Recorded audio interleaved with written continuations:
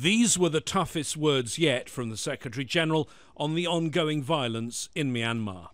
I call on the Myanmar authorities to suspend military action, end the violence, uphold the rule of law, and recognize the right of return of all those who had to leave the country. The UN knows the situation is deteriorating fast. When Mr. Guterres last spoke to reporters a week ago, there were 125,000 Rohingya refugees. That number has now tripled.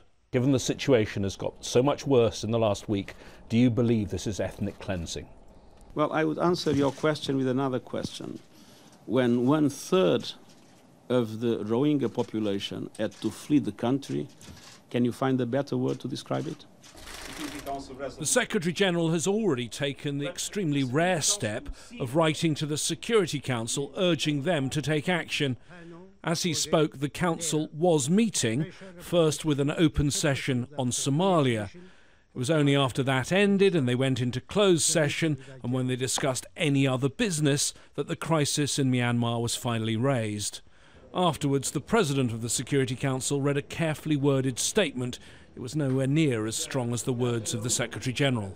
The members of the Security Council expressed deep concern about the situation in the Rakhine state, acknowledging the initial attack on Myanmar security forces on 25th August. Should Myanmar stop all its military operations in the state now? That's what the Secretary-General says. Does the Security Council share that view? Now, that the statement that I read out is what we have agreed. There are some who'll see that as a very weak statement.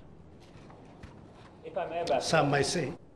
So why is the Security Council not being tougher? There's always a logjam when there's a lack of unity and when one of the permanent 5 members is opposed to action.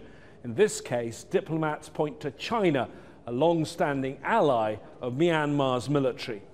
James Bays, Al Jazeera, at the United Nations.